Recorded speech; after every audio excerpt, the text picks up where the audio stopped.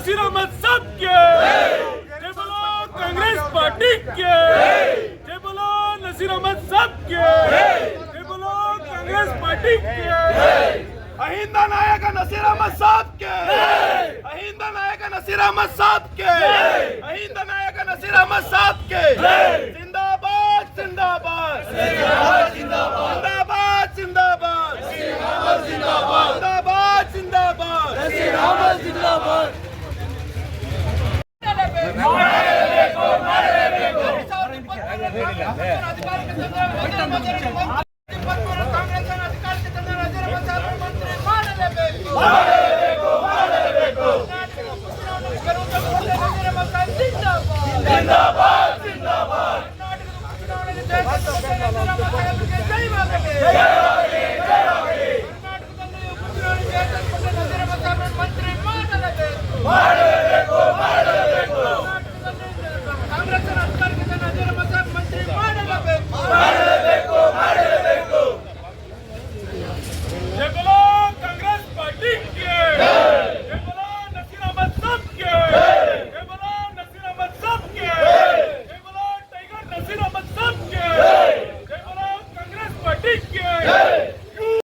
ಸಾಹೇಬ್ರ ಬಗ್ಗೆ ಅಪಪ್ರಚಾರ ಆಗಿ ಏನೋ ನ್ಯೂಸ್ ಬರ್ತಾ ಇದೆಯಾ ಅದನ್ನೆಲ್ಲ ತಿಳ್ಕೊಂಡು ನಾವು ಇವತ್ತು ಇಷ್ಟೊಂದು ಜನ ಇಲ್ಲಿ ಸೇರಿ ನಾವು ಹೈಕಮಾಂಡ್ಗೆ ಮನವಿ ಮಾಡಬೇಕಂತೇಳಿ ಇಷ್ಟೊಂದು ಜನ ಸೇರಿ ನಿಮ್ಮ ಮೀಡಿಯಾ ಮುಖಾಂತರ ಇವತ್ತು ಮನವಿ ಮಾಡ್ತಾ ಇದ್ದೀರಿ.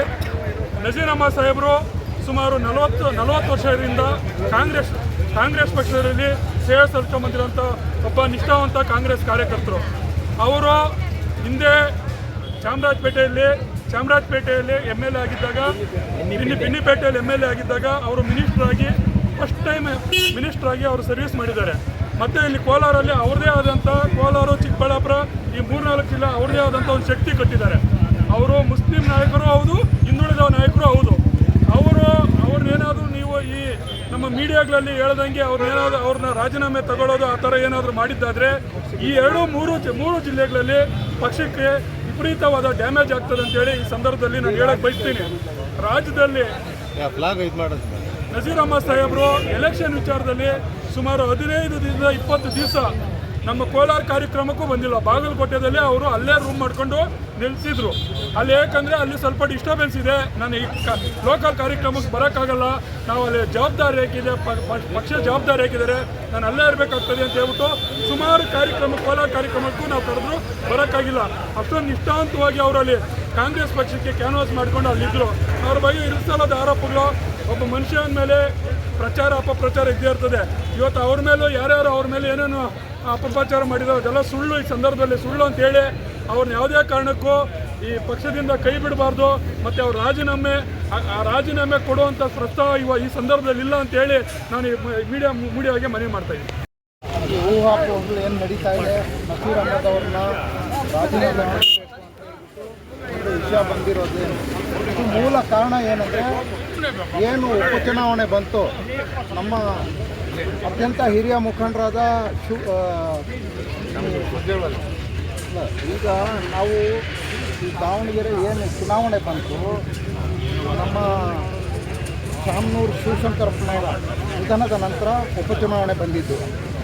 ಇಲ್ಲಿ ಏನು ಅಂದರೆ ಒಂದು ಸಮುದಾಯ ಅತಿ ಹೆಚ್ಚಿನ ಜನಸಂಖ್ಯೆಯಲ್ಲಿ ಆ ವಿಧಾನಸಭಾ ಕ್ಷೇತ್ರದಲ್ಲಿ ಇದೆ ಅಂತ ಹೇಳ್ಬಿಟ್ಟು ಮುಸ್ಲಿಂ ಸಮಾಜ 80,000ಕ್ಕಿಂತ ಹೆಚ್ಚು ಮತದಾರರಿದ್ದಾರೆ, ನಮಗೊಂದು ಅವಕಾಶ ಮಾಡಿಕೊಡಿ ಅಂತ ಕೇಳಿದ್ದು ಮೂಲ ಕಾರಣ. ಇಲ್ಲಿಂದ ಸ್ಟಾರ್ಟ್ ಆಗಿದ್ದು.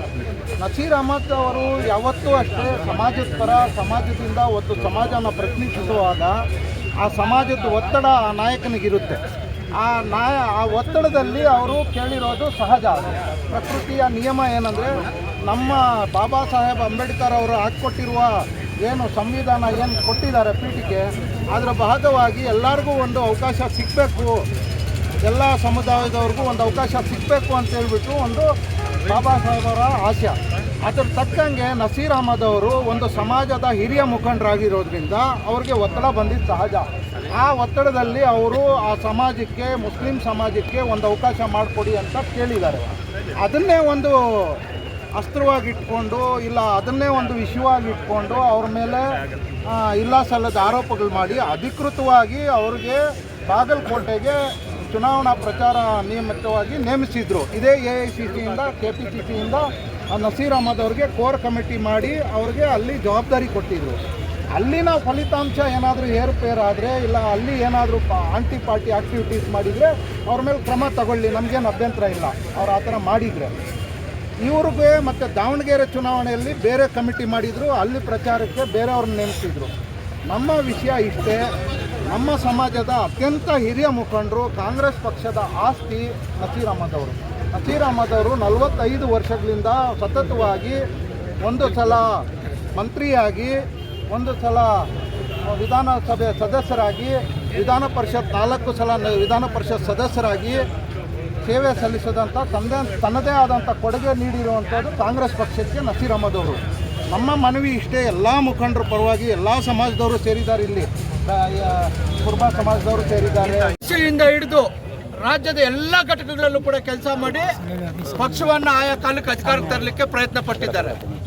ಆದರೆ ಇತ್ತೀಚೆಗೆ ನಡೆದಿರ್ತಕ್ಕಂಥ ಉಪಚುನಾವಣೆ ದಾವಣಗೆರೆ ದಕ್ಷಿಣ ಮತ್ತು ಬಾಗಲಕೋಟೆಯಲ್ಲಿ ಯಾವ ಉಪಚುನಾವಣೆ ನಡೆದಿದೆಯೋ ಆ ಉಪಚುನಾವಣೆಗೆ ಮಾನ್ಯ ಮುಖ್ಯಮಂತ್ರಿಗಳು, ಮಾನ್ಯ ಸುರ್ಜೇವಾಲಾರವರು, ಅದೇ ರೀತಿಯಾಗಿ ಡಿ.ಕೆ. ಶಿವಕುಮಾರ್ ಅವರು ಸೇರಿದಂತೆ ಸುರ್ಜೇವಾಲಾ ಸಾಹೇಬರು ಕೂಡ ಒಂದು ಕೋರ್ ಕಮಿಟಿಯನ್ನು ಮಾಡಿದ್ದಾರೆ. ಆ ಕೋರ್ ಕಮಿಟಿಯಲ್ಲಿ ನಸೀರ್ ಅಹಮದ್ ಸಾಹೇಬ್ರವರನ್ನ ಬಾಗಲಕೋಟೆಯ ಚುನಾವಣೆಗೆ ಉಪಚುನಾವಣೆಗೆ ಸತೀಶ್ ಜಾರಕಿಹೊಳಿ ಮತ್ತು ನಸೀರ್ ಅಹಮದ್ ಸಾಹೇಬ್ರವರನ್ನ ಆ ಉಪಚುನಾವಣೆ ಕೋರ್ ಕಮಿಟಿಯಲ್ಲಿ ಮಾಡಿ ಆ ಉಪಚುನಾವಣೆಯಲ್ಲಿ ಭಾಗವಹಿಸಿದ್ದಾರೆ. ಅವರು 5ನೇ ತಾರೀಕು ಮುಖ್ಯಮಂತ್ರಿಗಳ ಜೊತೆ ದಾವಣಗೆರೆಗೆ ಬಂದಾಗಲೂ ಕೂಡ ಮಾನ್ಯ ಮುಖ್ಯಮಂತ್ರಿಗಳು ಹೇಳಿದ್ದಾರೆ, ದಯಮಾಡಿ ನೀವು ಬಾಗಲಕೋಟೆಯನ್ನ ನೀವು ಸರಿಪಡಿಸಬೇಕು, ಬಾಗಲಕೋಟೆಯಲ್ಲೇ ನಿಲ್ಲಬೇಕು, ನೀವು ಬಾಗಲಕೋಟೆಯನ್ನು ಬಿಟ್ಟು ಎಲ್ಲೂ ಕೂಡ ಕದಲಬಾರದು ಅಂತಕ್ಕಂಥದ್ದನ್ನು ಹೇಳಿದ್ದಾರೆ. ಇಂಥ ನಿರ್ದೇಶನದ ಮೇಲೆಗೆ ಮಾನ್ಯ ನಸೀರ್ ಅಹಮದ್ ಸಾಹೇಬರು ಬಾಗಲಕೋಟೆಯಲ್ಲಿ ಕೆಲಸ ಮಾಡಿದ್ದಾರೆ. ದಾವಣಗೆರೆಯಲ್ಲೂ ಕೂಡ ನಮಗೆ ಸೋಲಾಗೋದಿಲ್ಲ. ಯಾವ ಕಾರಣಕ್ಕಾಗಿ ಇವತ್ತಿ ಗೊಂದಲವನ್ನು ಹುಟ್ಟಾಕಿದಾರೋ ನಮಗೂ ಗೊತ್ತಿಲ್ಲ. ನಮ್ಮ ನಾಯಕರು ಪ್ರೆಸ್ ಕಾನ್ಫರೆನ್ಸ್ ಮಾಡಿ ಹೇಳಿರ್ತಕ್ಕಂಥದ್ದು ಕಾಂಗ್ರೆಸ್ ಗೆಲ್ಲುತ್ತೆ ಅಂತಾನೆ, ನಾವು ಹೇಳ್ತಾ ಇರ್ತಕ್ಕಂಥದ್ದು ಕಾಂಗ್ರೆಸ್ ಗೆಲ್ಲುತ್ತೆ ಅಂತಾನೆ. ವಿನಾಕಾರಣವಾಗಿ ನಸೀರ್ ಅಹಮದ್ ಸಾಹೇಬ್ರವರನ್ನ ಷಡ್ಯಂತ್ರ ಮಾಡ್ತಕ್ಕಂಥದ್ದು ಸರಿಯಲ್ಲ. ಯಾಕಂದರೆ ಅವರು ಪ್ರತಿ ಚುನಾವಣೆಯಲ್ಲೂ ಕೂಡ ತ್ಯಾಗದ ಮನಸ್ಸಿನಿಂದ ನಡ್ಕೊಂಡು ಬರ್ತಾ ಇರ್ತಕ್ಕಂಥದ್ದು. ಅವರು 2013ರಲ್ಲಿ ನಿಂತಾಗಲೂ ಕೂಡ ಅನೇಕ ತೊಂದರೆಗಳಾಗಿದ್ರು ಕೂಡ ಅವೆಲ್ಲವನ್ನು ಮೆಟ್ಟಿ ನಿಂತು ಕಾಂಗ್ರೆಸ್ ಪಕ್ಷ ನನ್ನ ತಾಯಿ ಇದ್ದಂಗೆ ಅಂತೇಳಿ ಕಾಂಗ್ರೆಸ್ ಪಕ್ಷ ನಿಂತಿರ್ತಕ್ಕಂಥದ್ದು.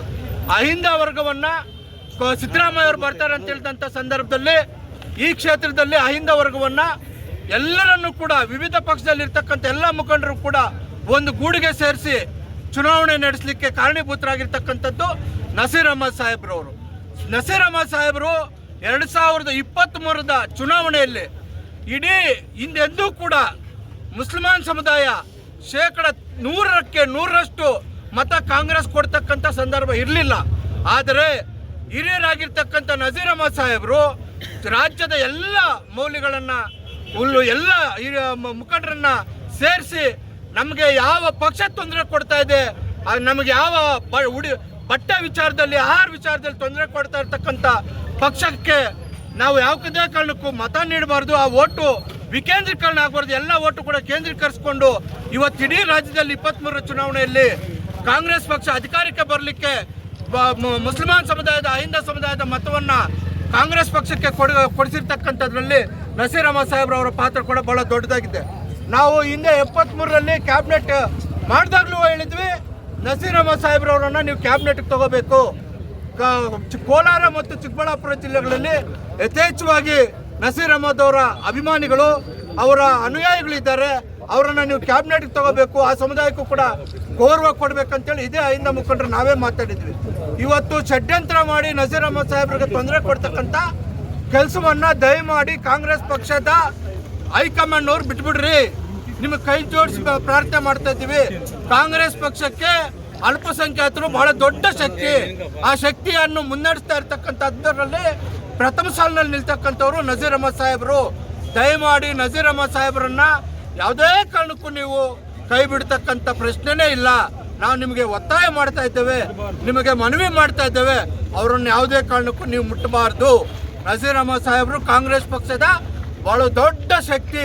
ಹೀಗಾಗಿ ಹಿಂದೆ ಕಾಂಗ್ರೆಸ್ ಪಕ್ಷದಲ್ಲಿ ಮುಸಲ್ಮಾನರ ಮುಖಂಡರನ್ನ ಕಡೆಗಣಿಸಿದಾಗ, ಹಿರಿಯ ಮುಖಂಡರನ್ನ ಯಾವ್ಯಾವ ತೊಂದರೆಗಳಾಗಿದ್ದಾವೆ ಅಂತಕ್ಕಂಥದ್ದನ್ನು ಕೂಡ ನಾವೆಲ್ಲ ಕೂಡ ಮನಸ್ಸಲ್ಲಿ ಇಟ್ಕೊಂಡು ನಜೀರ್ ಅಹಮದ್ ಸಾಹೇಬ್ರವರನ್ನ ಕಾಪಾಡ್ಕೊಂಡು ಹೋಗ್ಬೇಕಂತೇಳಿ ನಾವು ಹಕ್ಕೊತ್ತಾಯವನ್ನು ಮಾಡ್ತಾ ಇದ್ದೇವೆ.